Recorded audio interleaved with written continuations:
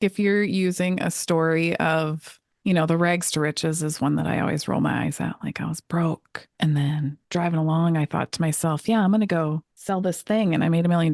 Like that may very well be what happened. A lot of us have the rags to riches stories, but we're not sharing the in-betweens if we're not being vulnerable all the time or candid all the time. So like, how hard I work to get to where I am or the challenges that came by or the imposter syndrome. Like, so if we can share some of those parts of our journey, it not only helps us, but it will help the people following us trust us. Welcome to Business Origin Stories. I'm Amy Schutte, your guide to crafting a magnetic message for a profitable business. This is the podcast for you if you're ready to claim the transformative power of your own origin story and use it to create a brand that finally stands out. We're here to level up, but more importantly, I'm here to help you elevate your influence, your community, and your impact on the world. Go ahead, hit that subscribe button wherever you're listening. And remember, the stories you tell yourself are your greatest currency. It can be really hard as a business owner to know what to post, what to say.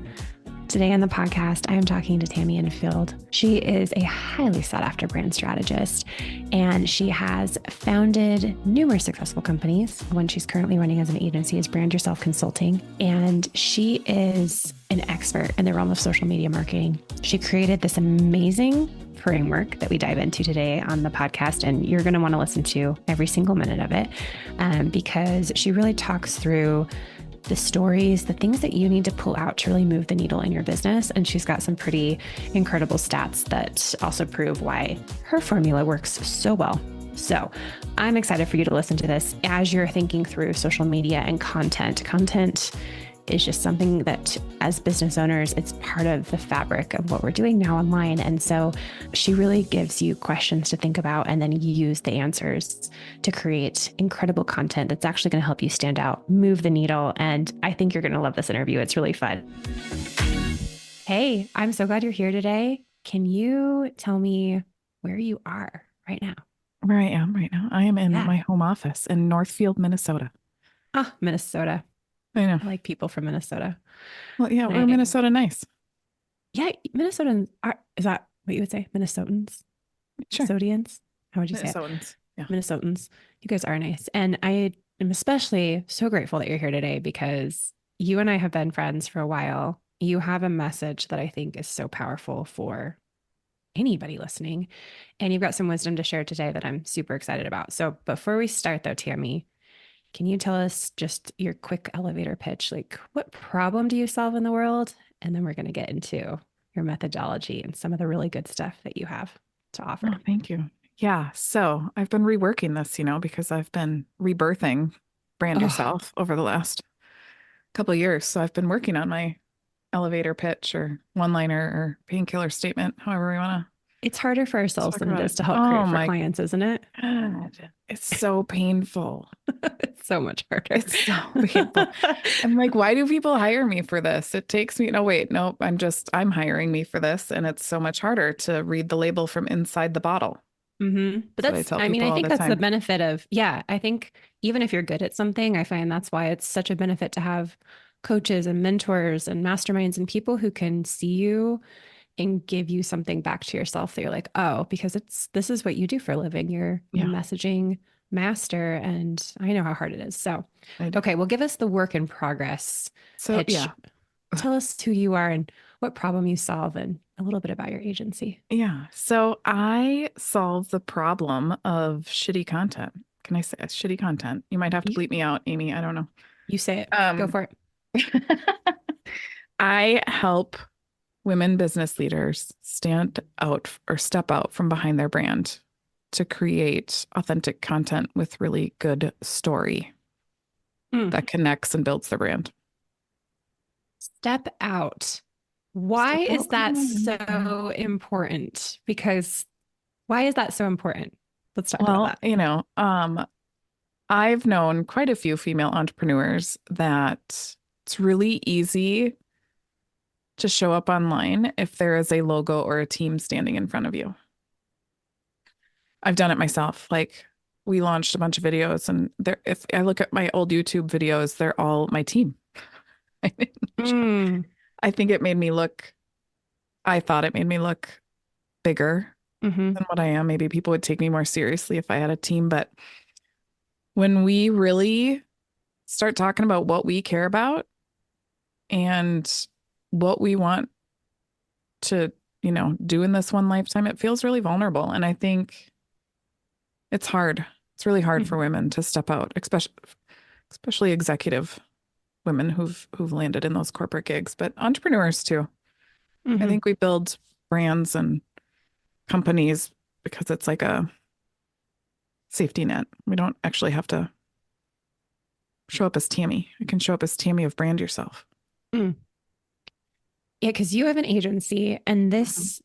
okay, so you're saying this has been your story for a long time, right? You've had the team, you've Mhm. had the logo, you've had success with an agency. Not everyone can build that and make it successful. You've done this. And now you're saying that's all great, but I know that I've got to get out from behind my brand and start creating content that makes people see me. And I'm going to help other Mhm. people do the same. And that's you're empathizing and you have the authority here because that is terrifying. Can you tell me like how you got to that place where you're like, oh, this is important? Because you could have just kept going, I marketing could have. agency, social media Probably would have been a lot agency. easier.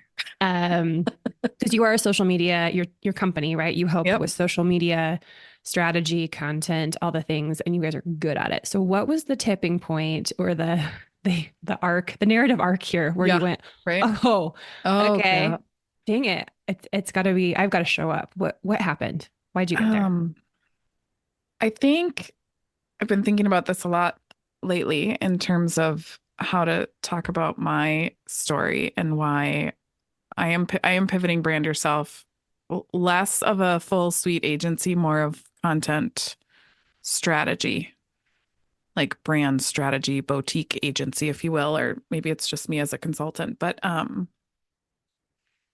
I've always had the philosophy that we need to bring the humans behind the brands out in front on social because social media is just that, it's social. Like we will all care about posts with humans in it before a logo. Like people don't connect with my logo, they connect with me, and what I have to say. And it's the same with all my clients. I'm trying to push them all out from behind their brands. And I realized what was Brand Yourself missing? It was missing me. Like Brand Yourself needed me to stand out from behind the brand and really talk about the things I cared about. Because, as a digital marketing agency, we can make a lot of money writing a lot of content, but what's the purpose of that content and how are we pushing it out and who are we working with? And I realized actually that I had built a house I didn't really want to live in. Not this one that I'm sitting in, but my agency was growing and it was, we were doing really well. I just realized I wasn't as interested in the content I was writing for people as I would be if I was really encouraging authenticity and candidness, if you will. I think that's such a switch because we see so many people kind of starting as their own and then moving into an agency model because that is what is kind of shown to us as a successful version, right? You grow an agency, you sell it, or you grow it to a point. You're doing kind of the opposite here, which is so amazing. I love it, especially we're living in such a world where you keep saying authenticity, right? We're living in a Mhm. world where AI is just part of what we're doing now. Mhm. Everyone's doing stuff. Authenticity is still a currency, but it's hard to tell like what is it now? And so you're saying, I built this thing. I didn't love this house that I'm living in, and now I'm shifting, and that is scary and vulnerable. And you created And this method hard, and hard. hard because It's all of a so sudden hard. you're going back through and mining like what is real for me Yeah. that's a big deal. Are your Mhm. clients feeling the same thing? Are you seeing that shift with your clients as well, or are they resisting what you're saying here, of like coming out from the brand? I'm curious, you have Yeah, the that's a story, good. but you're also working with people. Are they also Yeah. shifting towards more of the personal brand authenticity piece? Yeah, one of the clients that I've worked with for the last, a lot of my agency clients I've had for over 8 years. Like we've been their marketing arm for a long time. And I've been talking to one of my clients for a very long time about building his personal brand. And he finally, like, we did a discovery session on Friday. Like, I think it's the thing now. I think people are, Mhm. they want to be known for one thing. And if they don't start talking about that one thing, people are gonna build their brand for them. Like people are going to assume things about them if you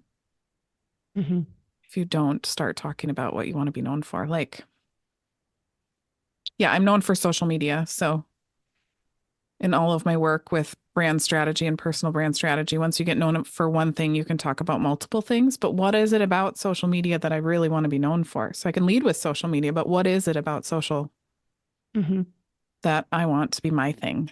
And it's that candid content. Okay. Okay, let's talk about that because it's the first time you said this. Oh. Let's introduce this methodology. Okay, by the way, for everyone listening, I love a methodology. I love a framework. I always tell my clients, let's find something that's uniquely yours because it helps set you apart in a crowded marketplace. And you have this amazing framework. I'm so excited. So it's called CANDID, right? Let's talk about it. I want to make sure I want people to hear you, Tami, because you've been in business. How long have you been in business? 15 years? 13, yeah. Yeah, a long time. You've been in business. You've done amazing things. You're pivoting, which is my favorite story. But you have this methodology that anyone can use at any point in their business, right? This is if you're starting up or if you're pivoting, your candid content methodology for social media can take people out from behind their brands. And what does it give them? What's the good return on investment here? Why should they listen to you for the next 20 minutes talking about how to use this content and why it's important? Let's talk about that. That's a good question. So first, I want to say that in our case studies and people that we've found really posting candid content, the average is a 200% increase in engagement. Get out. 200? Yep. Across the board. People I've measured that I have not done any work with, just did some case studies on. Like, there's always a piece of content that is the turning point. Like you post something and then you realize that, oh, people actually are interested in this. They're engaging, they're commenting, they're liking, they're sharing. Maybe it's that one viral post that everybody, everybody wants a viral piece of content. But for my clients, myself, and in the case studies, it was an average of a 200% increase in engagement when they posted something. And candid is my way of saying vulnerable without scaring people, because people think that vulnerable content means that they need to be crying underneath their desk, right, with their camera and mascara dripping from their eyes. Like that's not vulnerable. So uncomfortable on social media. Yeah. Okay. I mean, fine if it's part of your brand, but you don't have to dance. You don't have to be crying. You don't have to show up without makeup. Like that is not the definition of vulnerable content. Okay. So everyone that's listening, grab a pen, grab a piece of paper because a 200% return on investment here is pretty crazy. And by investment, I mean your time, energy, right? You're seeing this huge increase of 200% on average. So that means some people are seeing better, which is cool. Okay. So that's why you should listen, because this is going to boost your social media and be amazing. And what does it do for you personally though? Because you're saying, okay, I'm going to teach you how to share more vulnerable content that's not dancing, crying, or otherwise anything super embarrassing. But what else does it do for you as the person who now has to start creating content, especially if you've been hiding behind your brand for a long time? So I think that I'm going to answer this question in two different ways. So I do think the most important piece of the candid formula, which I'll explain, is the creator principles. I think that we're all taught to write content in a way that aligns with our content pillars and the problem we solve and our customers. If we're doing it right, we have our customer in mind when we're writing content. I think that most of us forget about ourselves. Or, if we're writing content for other people like I do, really taking into consideration who they are as a person and if they're going to be proud of this content that is showing up. I can't tell you how many times I've worked with a client where they're like, I just looked at my content and I hate it. Like, I don't know what happened. It doesn't sound like me. It doesn't look like me. Like, no longer is this content coming from me and it's not doing any good.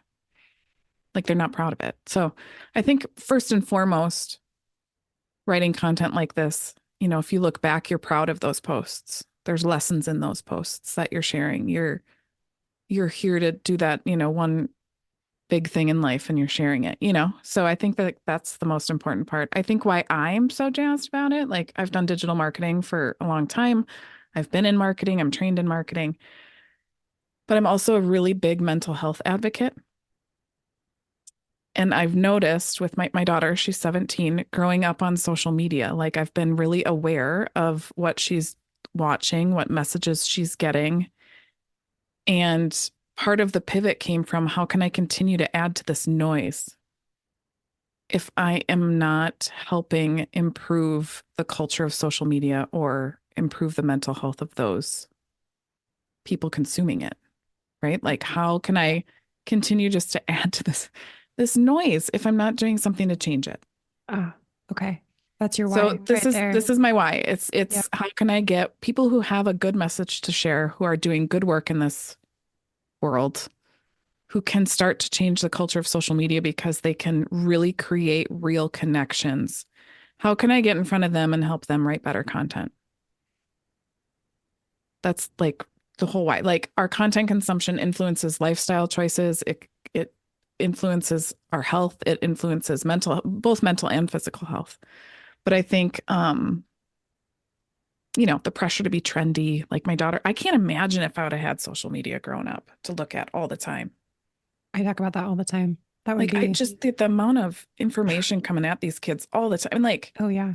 she's a junior in high school and she's getting recruited for track and running. She's got all these coaches, which amazing. She's amazing. Mm-hmm. But they're following her on Instagram. Mm-hmm. That's a lot of Coaches pressure. from big schools. Like that's a ton of pressure. And how should she be showing up on Instagram if she wants to get a D1 scholarship? Like Right. that's You're what forced she's to create a thinking personal about. brand as a teenager. Yeah. That's Like hard. that's what she's Yeah. thinking about. And how can we make social media a safer, better place to not even I'm not talking about like all the dark web, like I don't go there, but finding safe corners of the internet where you can feel and be yourself because you've created those connections and relationships. Like you and I are friends, and how Right. we Social both media. probably listened to a podcast, hopped Yep. on social, reached out to Storybrand, like Yep. Yep. we're friends Absolutely. because of digital. So how can we create those types of relationships? Oh, yeah. I think your paradigm shift, I think, is beautiful because there's so many business owners and parents, right? Where we're all like social media. But the beautiful side of social media is connection. Mhm. It's an opportunity to see other people's points. There's so many beautiful things that social media brings to us. And since we're here, embracing it and then making it a better Yeah. place is a beautiful mission. Walk us through the Candid framework as much as you want to give away. Yeah. I want everyone to go check you out because I think this framework is powerful. You have people asking you if they can, license and use it right because it's so good. Yeah. So as much as you want to give away, give everyone listening maybe just a quick overview and like 3 or 4 actionable things. How can they start making their little corner of the internet a better place? A Because better place. I'm assuming people who are listening, if you're called into this podcast to listen, you have a business, but you're not here just for money. You're here for impact. You're here to make a difference in your family, your community, your world. So how do we do that, Tami, on social media? Okay, so It's a big ask. yeah, no, it's well, and CANDID is an acronym because I love acronyms. Me too. And it worked out perfectly. So the C in CANDID is for connection, right? Are we entering this now? If we're thinking about crafting a social media post, this can work for emails too and blog, like any type of story you're telling, any way you want to show up, the CANDID framework can work. So C is for connection. Are we entering this conversation or this post with empathy? Right? Like, are we really connecting with who is the intended audience, right? Yeah, just making sure that that's usually what I tell people. Is it empathetic? Is it I know where you're at because I've been there? Is it I've worked with so many people that I see this happen all the time? Is it gosh, this really ticks me off because most people think this, but they should really have a mindset shift and think, this way. The A in Candid is for aligned. Is your content aligned with your pillars? And so if you don't have a clear content strategy or a clear brand strategy, if we back all the way up to brand, it's what am I aligning this with the pillars that my brand is about?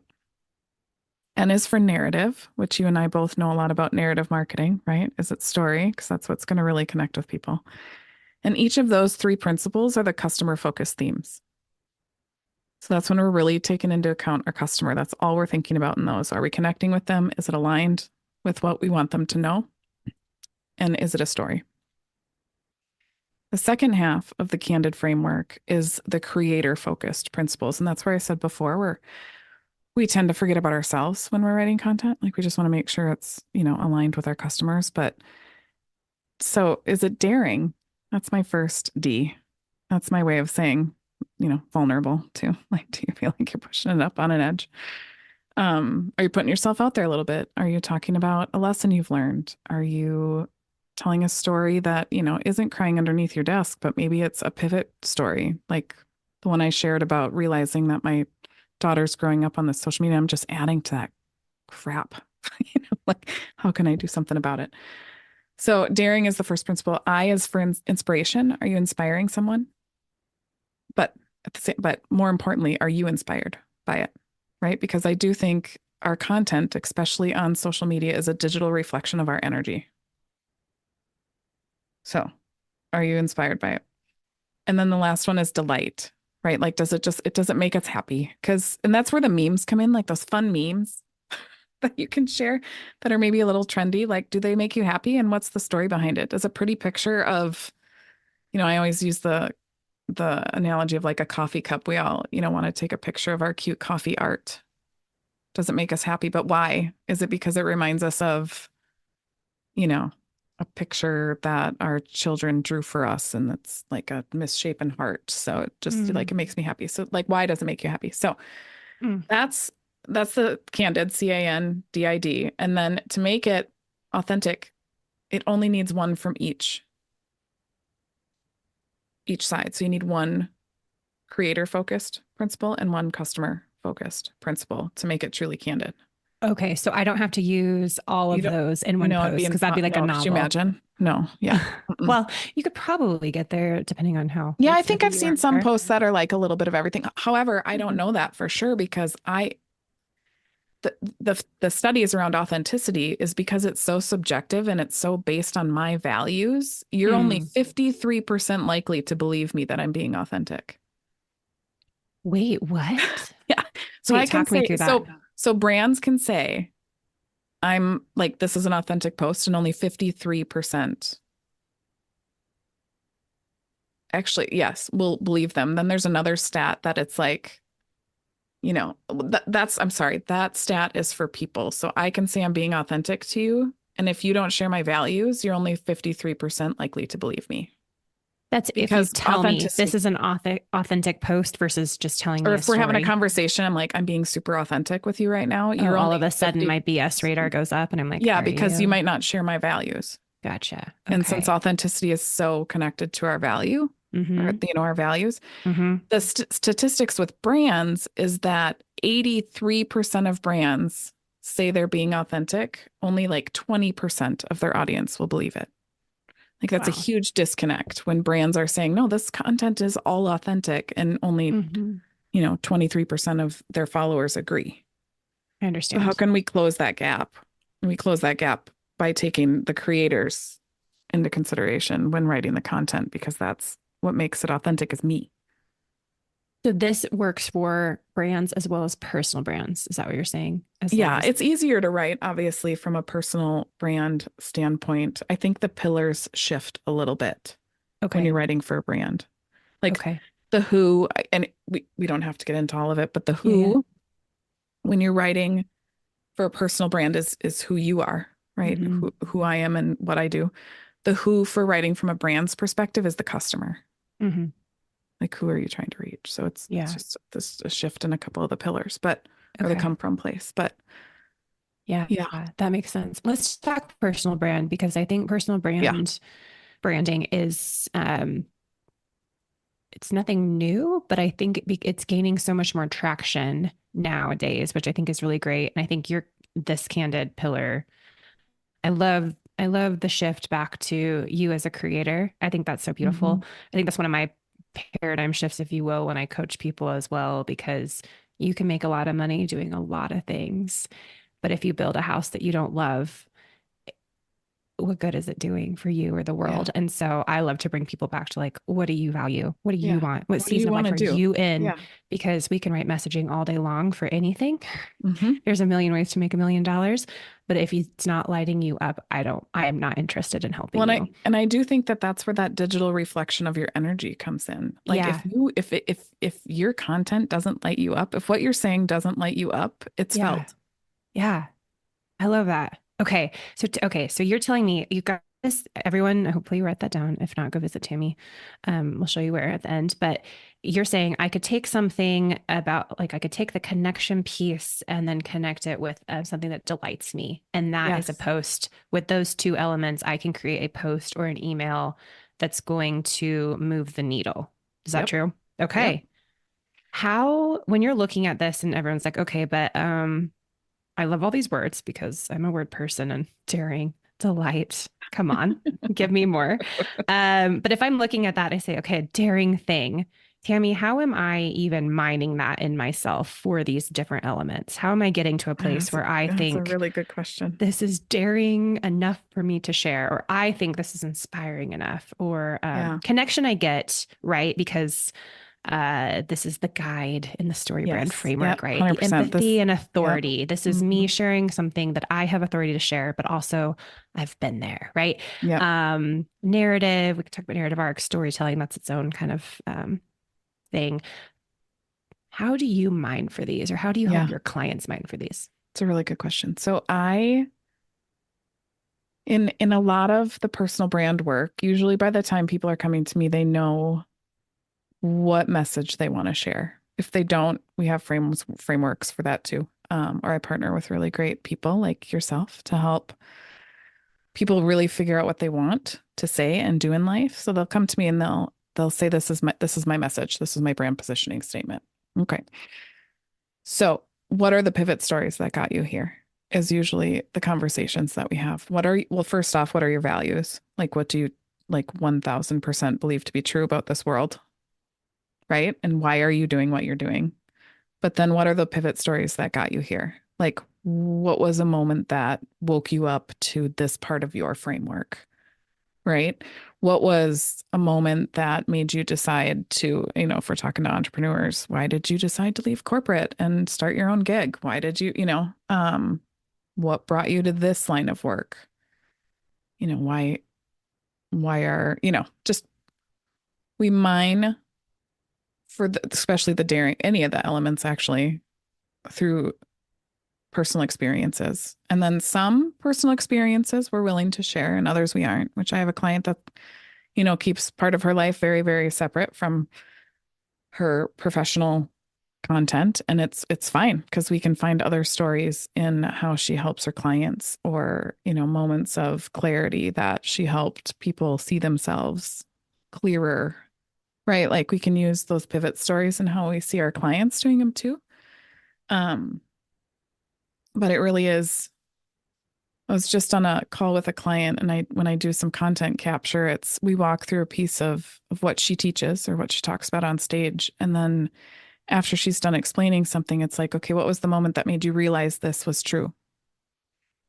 Or, is there a moment that you can think of that this happened, that this happened or that you have a story? And there's always like, oh, yeah, yeah, like people don't realize it, but they have more socially acceptable stories in them than they Socially acceptable. well to them, like it doesn't have to, you don't have to be, the moments of like, I don't know, when I realized like, oh my gosh, I have this really great company and my energy isn't in it anymore. Mm-hmm. What the hell am I going to do? Like that story is fine to share now because that was 4 years ago. But Okay. in the moment, that would have Okay. been terrifying.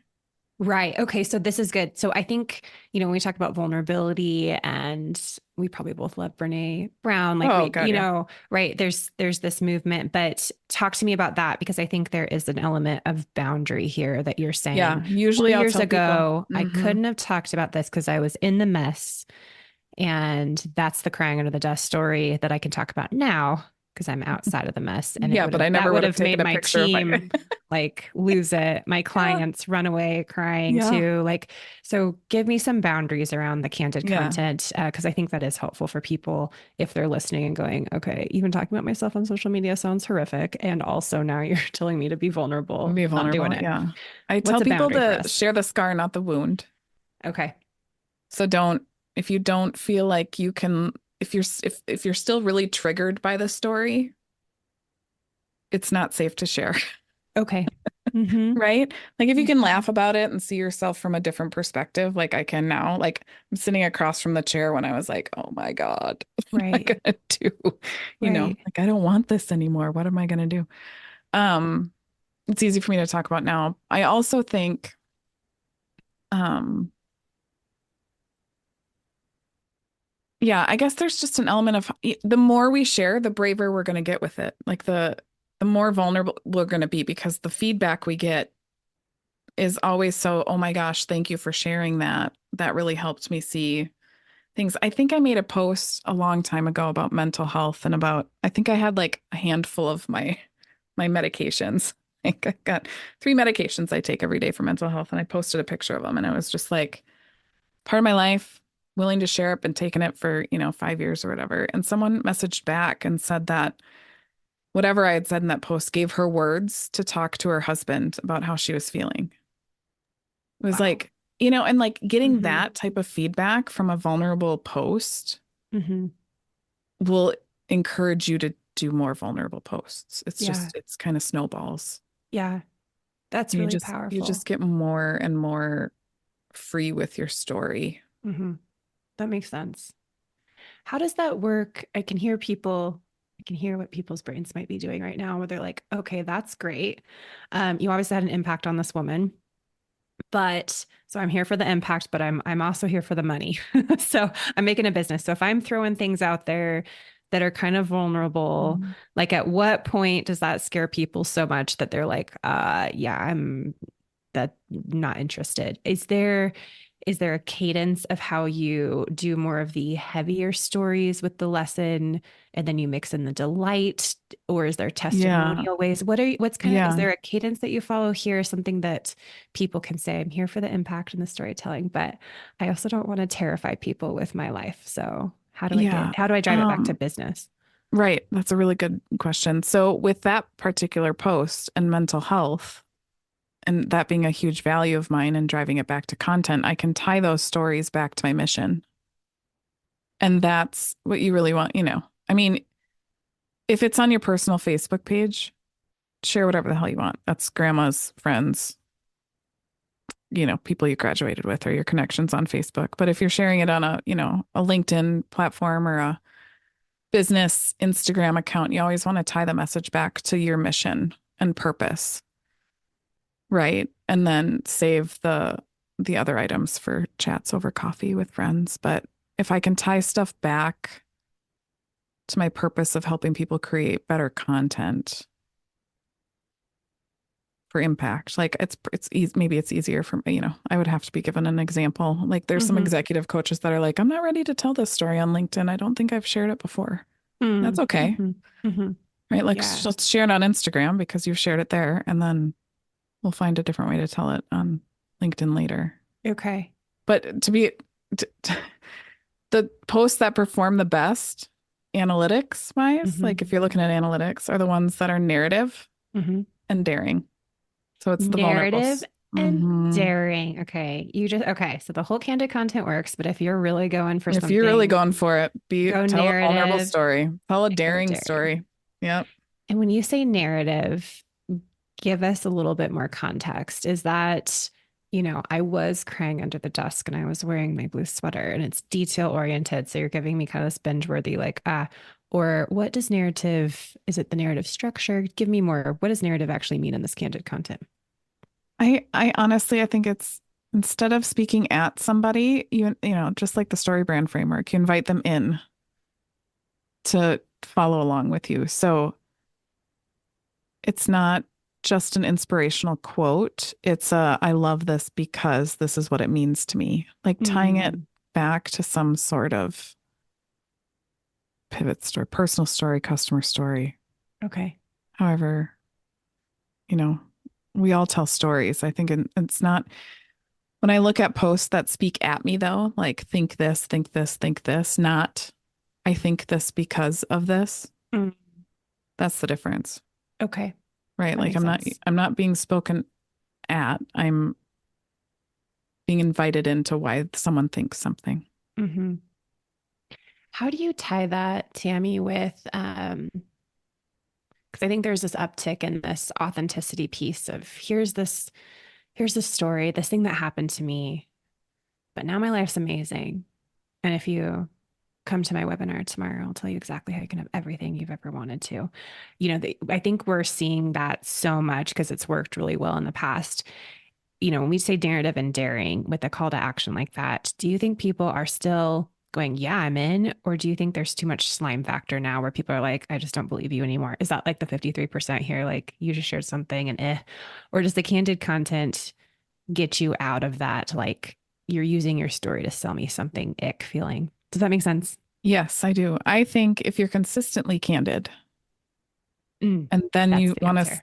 yep, consistently candid. I think if you're using a story of, the rags to riches is one that I always roll my eyes at. Like I was broke. And then, you know, driving along, I thought to myself, yeah, I'm going to go sell this thing. And I made $1 million. Like you don't, that may very well be what happened. A lot of us have the rags to riches stories, but Mm-hmm. we're not sharing the in-betweens if we're not being vulnerable all the time or candid all the time. So like the Mm-hmm. challenges that I had to, how hard I worked to get to where I am, or the challenges that came by, or the imposter syndrome. Like I was telling my daughter the other day, I was asked, I got like the perfect client to pitch, like so excited to pitch this. And all of a sudden I'm thinking to myself, like, who the hell do you think you are? Mm, Like, mm, and like, I know who I am. I've been doing this for so long. And yeah. Addison, bless her heart, she's like, Mom, you know what you're doing. And I was like, Mm-hmm. well, I know what I'm doing, but that doesn't shut up the little voice in my head. And I think to Brené's speak of bringing light to that darkness, it kind of makes it go away. So if we can share some of those parts of our journey, it not only helps us, but it will help the people following us trust us more. And the consistency piece, I think that's an important place to stay for just a minute because what you're saying is you don't just have to tell this big story, right? This Mm-mm. big story. You can give us insights into your little moments, and those are stories too. Because I think a lot of times people think, oh, I don't have a story. What are you talking about? Like, Yeah, I I have left nothing important to corporate. say. I was Yeah. bored. I did this. I just started this thing, right? Mm-hmm. I'm just doing my thing. But you're saying there's little stories along the way. You just shared one about imposter syndrome, right? Where you can say, Mm-hmm. there's this one moment, there's this little thing. I had this inspirational thing as I was getting coffee the other day, and I realized, oh my gosh, right? So when you're consistently sharing, Yeah. Or that I takes read away this the really ick well and builds written trust. sentence. Yeah. I've read this really well written sentence in this book that I want to share because it made me think of this. Perfect. That is a Yeah. story. That's enough of Yeah. a story. Okay. 100%. I like to clarify that because I think when Yeah. we say That's good. story, people are I know. like, I don't once have upon a anything time. interesting to say. Yeah. It's a lot. Yeah. What's your story, Tammy? Um, Well, I started by writing, posts on Facebook for small business. Yeah. yeah. Okay. Oh, I love that. For someone who's listening and they're still like, I've built a big business. I want the business to succeed. I'm not sold on this personal brand thing. Um, but my marketing people keep telling me I need to start showing up my face. For that person, what would you say to them to help move them to say, yeah, your team's important, your brand's important, but you as the founder are invaluable. And here's Well, why. Can you give yeah. me a couple of reasons? Because I have clients like this. They're like, it's not about me. It's about the team. And I'm like, totally. And this I is the totally whole get it. stepping out. Yeah, this is the whole But stepping out also, from let's behind your talk about brand, you right? because it's so cool. Yeah. What's the shift you give them where they understand it? I've heard it explained in ways of like, we don't think the O network, we think Oprah, right? Like, I mean, that's a really good example. When we don't know the people behind the O network. We know that people are there helping Oprah not only tell her story, but the story of hundreds, thousands of others. So I think people don't connect with brands. People don't listen as closely when, if we use examples like Pepsi or Nike, they hire personalities and do, brand deals with people that we listen to. We don't necessarily think Pepsi. We think of who they've contracted with as, humans, whether some of them have been good or bad decisions. It's not for me to say, but but big brands are looking for humans to connect with humans too. It's just we're all craving human connection, and it's the only way we're going to break through the noise is if we show up. Yeah, I think that's true. To create this, I want to stay with this, your framework, just because it's so cool. I'm wondering, obviously people can work with you to do this, but if you're working with a social media company and all of a sudden you say, okay, I'm ready to come be candid. I've got to share some stories. Is there a way that you do this seamlessly with your clients, or is all of a sudden the onus on now the personal brand person, and now they're fighting through imposter syndrome and things don't get out there and they're like, that's not a story? Talk to me about some of this back end piece. Are there AI prompts that you use? Do you put it all in a Google Doc somewhere, some sort of fun software where you're like, here's where you keep everything and you can pull a daring story. Let's just combine it all together. Give me some secrets here. What are you doing, Tami? Okay, so I do have a workbook. Oh, beautiful. Where can people find it? A workbook. I'll share the link with you. Okay, perfect. We'll link it in the show notes. But with the workbook, the first part of it is let's gather all the information about the company, what problems, solutions, all the information we would need as good marketers to speak. Okay. And then there's the whole pivot story with a bunch of prompts page. You have those questions in there. Yep. And then depending upon this going a little bit deeper again, but the goal of the pieces of content, right? Like we have 3 different goals that we teach. Okay. One is growth content, one's nurture content, and one's convert content, right? Like you can call it whatever. But I think there's like 142 prompts in the workbook that is from each. Like if your goal is to grow your audience, here's a bunch of questions to answer. And a lot of them are like, what really pisses you off about your industry? Like some of the questions are, really, I could give a couple examples here. I have it pulled up. Oh, great. Yeah. Give us a couple so people can think about them. And then I would love everyone to go buy your workbook, because I think that's some of this inner work that we have to do before we're able to start really shining, even if we're clear about our message. So give me 2. Give me 2 or 3. All right. So for growth content, it's what breaks your heart when people don't have what they need that you could solve for, right? So like what breaks your heart? Help someone think differently about a problem you solve. This is probably something that they don't know they struggle with. So it's like give them what they want, sell them what they want, give them what they need type of philosophy. Another one is like, what's a misconception about your industry that you want people to think differently about? So that's like growth content. That's you bringing people in and getting them to listen to you. Nurture content would be then, now they're listening to you. So how do you work with your clients? How do you do this work differently? So this would be my candid content philosophy, right? Like this is, I do content strategy, but this is how. Why will your customer experience success? What will they feel like?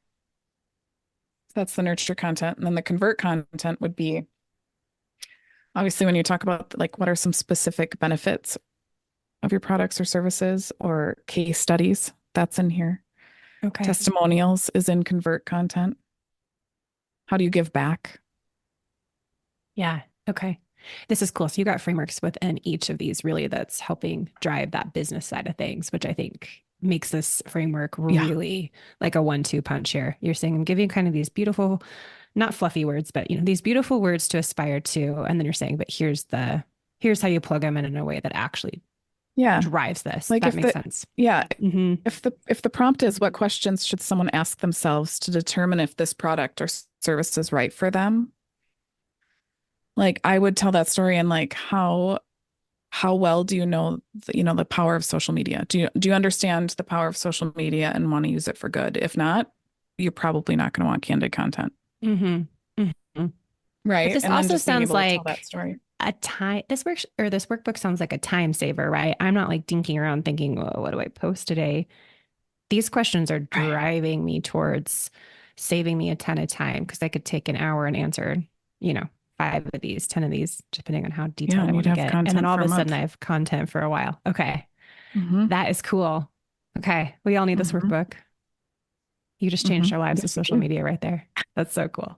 And if you're an agency listening and you'd like to license the workbook, Talk to Tami. I This is also perfect. have Yeah. that. Because you've been Yeah. approached by a lot of people where, other stray brand guides or other Yeah, people they are don't want going, to oh just my buy it for gosh. themselves. Yep, they want to use Yeah. it They for their want their clients. clients So to it's use like it. take the workbook, here's a product to go along with it. So you have a revenue stream to launch with and go. Genius. That's so cool. Tami, tell So me, as you were creating these questions, these are big questions, right? Those are heart-centered, kind of rip you apart, yeah. messy questions. Obviously, you had your pivot Yeah. moment They're all 4 years questions I ago. probably had to answer myself. Yeah. Are these, as you're doing them now, do they feel new each time you're looking at them? Or because you've had to live it for 4 years to get there, does this feel like, Mm. oh, I'm wondering if you can offer people hope? Like, you don't have to stay in this place of doing like this crazy inner work just to get really great social media conversions No, later.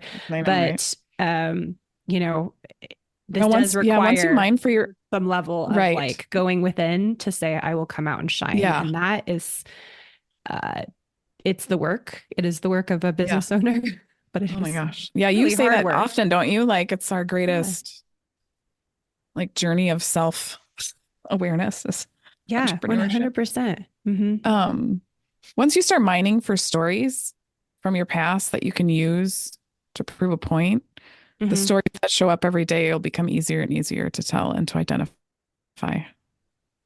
And I can Right. imagine this would be so. I'm working on my TEDx talk right now, which is a Yeah. wild exercise in so many things. Yeah. And I can imagine this workbook with those questions would be really helpful to help mine for the right stories to then Yeah. be able To to write use signature talks to help with your webinars. The power of story, a book. a Mhm. book. This workbook sounds like it's actually the launching point for not just social media, but literally all of the content that can change people's lives. Is that too big of a statement to put on your workbook and your Well, methods? I sure hope so. Imposter syndrome just popped up there too. If we're being really honest. But no, I Okay. think this has been these questions and answering these questions and talking people through how to answer them. Mm-hmm. I think it's a really clarifying way to build your personal brand. And then what you decide to do with your personal brand, TED Talks, books, businesses, services, whatever it might be. Yeah. Like from me answering these questions came this workbook on how the Wow. hell am I going to teach people to be authentic, Yeah. Yeah. right? Like if you can't teach authenticity because it's so Mm-hmm. subjective, so how am I going to get this out of people? Like that's Mm-hmm. what came from my mission. Mm-hmm. This is a big deal. I want to spend Hmm. just a few minutes on, so all that to wrap that up. We all need the workbook. It's going to change our lives in this framework because wow. Um, Going back to your why, Tami, I think that's important to talk about for a minute because in this process of doing the inner work and then bringing this out into the world, launching you talked about this with your daughter, but the mental health piece on social media, I want to spend just a few more minutes there because that is your Yeah. big mission. It's the big why behind why you created this. But I want to know a little bit more because if you're asking me to be authentic and now I have to do inner work, and now I'm faced with imposter syndrome and all the other things that are coming up, which feels like the This opposite is of so mental fun. Go health. buy the workbook. It's going to be great. I It promise. sounds like so much fun. Um, I'm just really curious, like, how does this actually connect to, I know the answer, but I want you to Yeah. tell me because I know there's stats and there's some really like Yeah. good things behind it. How does this actually contribute to the mental health of business leaders in the communities that they're in? Because you're asking me to do vulnerable work that maybe I don't want to do. Why is this so important? Yeah. Give me, give me Yeah. the TED talk. Yeah, I think you're actually, in order to make this really work, you have to care about other people for sure, right? Like like you said, most people that are being called to this podcast, we all love money, but we all love impact and how we're changing lives. And that's the core of our work.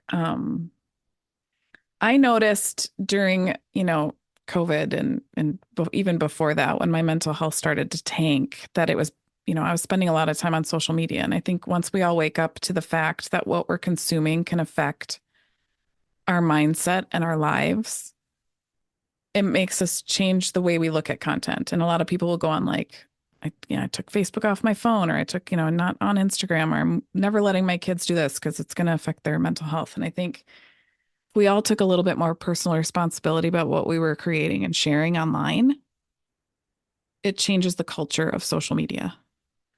So there's been some studies recently, and I can, if anybody wants the sources or whatever, but perceived authenticity on social media. So when teens are being authentic on social media, it is proven that they've had fewer mental health struggles when they are being real online. And how are they going to learn to be real online if those of us online are not being real? Right. So I do think, like, why do I care about content so much? It's, for me, there's an article called From Stigma to Empowerment. It's a place to talk and share your story about mental health, and people can connect with you around it. Oh my gosh, I take meds too. Thank you for sharing. Or gosh, that really gave me words to talk to my husband with. Like, if we can create these safe little corners of the internet to make real connections, we'll change the culture of social media, and it may be more fun to hang out on there. That would be if nice. It's more real. Yeah. Most of us hate social media because it feels fake, and who wants to be surrounded by fake people? No one. Yeah. Yeah. Yeah. And I love that, because I think the themes of this new world after 2020, and I know we're 4 years after now, at this point, it seems silly to keep referencing that, but that was such a pivot. And we're recording this in March. I think all of us, at least I'm probably going through a little bit of, there's a little like PTSD here. We're watching everyone post about stuff, and all of a sudden we're like, what? Anyway, so I think, March, for all of us that lived through that at some point as an adult, is going, we'll keep it with us. But, the new era, this world right now, it's now, I feel like, coming back to, or craving even more connection in real life and online, and I think what a beautiful opportunity to actually produce things that are not just creating noise, to your point, but is actually creating impact and good things in the world. I think that's so beautiful. I'm so proud of you. Yeah. Oh, thank you. Yeah, the studies show that we're like the loneliest we've ever been as a human race, and we are more connected than ever. So how do we shift that? I didn't know that. That's awful. I know. Yeah. That's post 2020 stats? That's like recent. Like, we are lonelier than we've ever been. Yeah. Wow. Well, I think that's good motivation for anyone listening. It's, invite people in to your virtual home or your real home. Create good connections. It's the time. Your little communities. Yeah, it's the time. Tami, I've enjoyed having you in my community for a few years now. It's been such a joy to watch you change and pivot, and I love all your vulnerable posts. And I like to, when I post things and you're like, oh, that seems candid, and I'm always like, oh, thanks, Tami. Stamp of approval. Candid. Good job. So everyone's going to take a magnifying glass to what we're doing now. See how we're doing. I know, mine too. Yeah. Yeah. Do you have any, I think last, is there obviously your workbook that we all need, but is there a book or a quote or a piece of advice that someone gave you that you would love to leave with everyone, that is just lighting you up right now, making your world better? I'm just curious if I heard you ask this, and I was like, oh, I'm going to be prepared for that question. And then I'm not prepared for that question. That's okay. No, I think what I've always lived by was something my dad taught me, actually. And it was, you always have a choice. Like, that's the one thing nobody can take from you, is a choice. You can choose how you react to something. You can choose how you approach something. You can choose how you solve something. And I think keeping that in mind, being less reactive, if we tie it all the way back down to social media content, being less reactive and choose how we want to show up, I think is probably my biggest piece of advice. Yeah. I do. Yes. That's powerful. Yeah. I love a good dadism. And I think that's been my greatest lesson with the pivots, with starting a business, with becoming a parent, with choosing different things for my kids, with doing different things, is you get to create this. Yep. You get to co-create this in the world. And that choice is really taking responsibility, which is really a big thing that seems simple, but right, it's the difference between being in like things are happening to me versus like things are happening for me, or I am happening to it. Like I'm here to Or like like, be part I of hate it. social media and I want somebody else to do it for me because I was told I needed it. It's like, well, how can we look differently at this? How can we choose to see this differently and make it a better place? Stories you tell yourself are truly your greatest currency. So yes, I love that reframe. Oh, that was great. I Mm-hmm. love that advice. Where can people find you, Tami? And you can, Instagram at Tami Enfield. okay. I mostly play around on there and on LinkedIn. I do have a free playbook that explains the candid content on my website. You can go grab if you want all the prompts and all the pillar exercises and all that stuff. You need the workbook, but the playbook on my website will explain and give you a visual for the candid. Okay. And tell me which website you want people to send people to. I'll link it. Brand Yourself Consulting.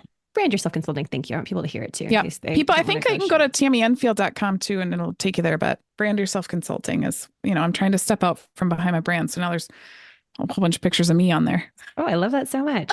And for anyone listening, Tami is a great speaker and she is very fun to listen to or bring to events. So if you need an authenticity person, bring her. But Tami, I just want to affirm you and thank you so much for doing this work. I know it's been challenging and life altering. Thank you for seeing. Thank you. I feel seen. I see you. I've been watching you and I'm so proud of you. And I'm so excited to implement more of this into my stuff and for everyone listening to start taking your message and spreading it around. It's powerful. It's going to change. Yeah. It's going to change their lives and obviously their clients' lives, and business does that. And so just showing up and telling a good story. So thank you so much. Thanks for having me, Amy. I love the podcast. Thanks. Such an honor. Well, hey, have a good one. Thank you so much. Thanks. Thanks for listening to Business Origin Stories. Love the podcast? Be sure to share it with a friend or colleague and give us a review on Apple Podcasts. Join me on Instagram and make sure to sign up for our weekly email.